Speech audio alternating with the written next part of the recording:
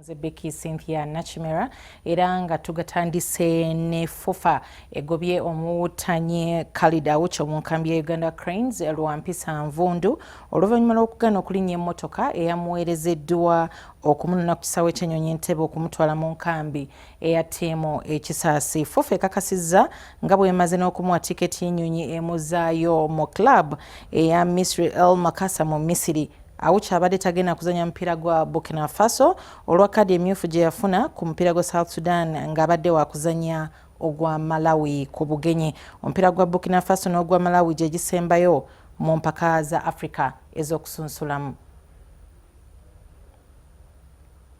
Ate nga tweyongeddeyo ng'ennaku z'omwezi 18 omwezi ogwokusatu omwaka oguwedde, omukulembeze w'eggwanga Yoweri Kaguta Museveni yawera mbagirawo ebintu eby'enjawulo ebikuŋŋaaniramu abantu awali n'ebyemizannyo mu kaweefube w'okutangira okusaasaanya obulwadde bwa COVID-19. Leero tutunuulidde engeri ebyemizannyo eby'enjawulo gye bitambudde mu mwaka omulamba ogwa COVID-19 okuva ku March omwaka oguwedde. Man as he goes into the final 200 meters, still looking strong. Eggulo lugaweze omwaka omulamba okuva Uganda lwe yagenda mu muggalo era leero tutunuulidde ensiike y'ebyemizannyo bw'ebadde mu mwaka omulamba ogw'ekirwadde kya COVID-19 ng'eggwanga likyali mu muggalo mu Agasiti w'omwaka oguwedde. Joshua Cheptegei yagenda mu Bufalansa mu mpaka za Monaco Diamond League n'amenya likodi y'ensi yonna mu misinde gya mita 5000. Nasty grimaces and looks mortal, but there 12:35.37. The world record has been broken by almost exactly 2 seconds. Oluvannyuma Cheptegei yamenya likodi y'ensi yonna mu misinde gya mita 1,000 mu kibuga Valencia mu Spain nga n'omwaka guno yawangudde omudaali gwa zaabu mu misinde gya Monaco Run enja kilomita 5. Here he has roared with the heart of an African lion. He's delivered.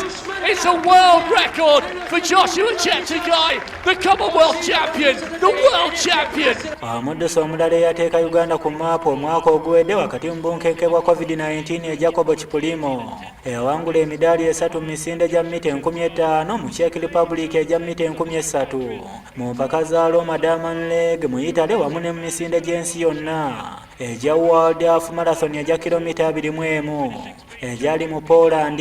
Mu mpiira ogw'ebigere liigi y'ababinywera yasazibwamu wabula eya sizoni eno yasobodde okutandika mu Desemba omwaka oguwedde nga ttiimu z'eggwanga ento okuli ey'abali wansi w'emyaka 17 eya Uganda Cubs n'ey'abali wansi w'emyaka 2 eya Uganda Hippos zawangudde ebikopo bya Sekafa ne ziyitamu okuzannya mu mpaka za Afirika era nga Uganda Hippos yamalidde mu kifo kya 2 mu mpaka za Afirika ezabadde Mauritania nga yakubiddwa Ghana ku ggoolo 2 ku bwereere ku fayinolo. Nga tukyali mu muzannyo gw'omupiira obwakabaka bwa Buganda bwasobodde okutegeka emipiira gy'amasaza wakati mu COVID-19 nga gyakomekerezeddwa omwezi guno ekitende nga Gomba yameze buddu ku ggoolo 3-1 ku fayinolo. Twalina okuteekateeka empaka omwaka guno kubanga ebiruubirirwa byaliwo ate n'obusobozi nabwo bwaliwo era ebyo byatusika okubeera nga tutunuulira engeri gye tugenda okwaŋŋanga obuzibu obubaddewo oba obuliwo obw'ekirwadde kino ekya ssenyiga.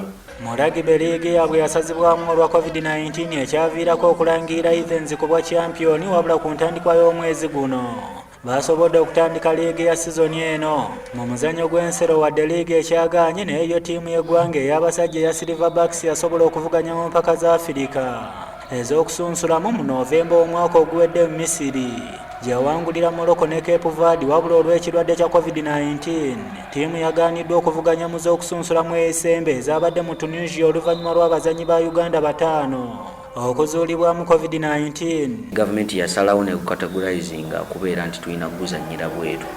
Kati challenge twafuna nti ebisaawe byaffe byonna ebisingako twali badde tukolera activities ezo biri bya private si byaffe ate ebisinga biri mu institutions masomero ne mu universities ate universities n'amasomero bakola ki bagaggala so tubadde tetulina we tusobola kukolera ki kolera activities zonna wadde newe twali badde nga twagala. Mu muzannyo gwa badminton ekibiina ekiguddukanya wano mu ggwanga kyasobodde okutegeka empaka eziri ku ddaala ly'ensi yonna eza Uganda International ezabadde Lugogo omwezi oguwedde ng'abaludde mu Desemba w'omwaka oguwedde baategeka empaka za kiraabu eza Afirika ez'okusunsulamu nga Buloba ne Nansana Galaxies ezaayitamu omuzannyo gw'ebikondo ogw'emmotoka n'eddigi z'empaka gyegimu ku mizannyo egikyalemeddwa. Bulungi nti ffe ku level yaffe nga federation tusiira tusuggestinga ideas ez'okukola.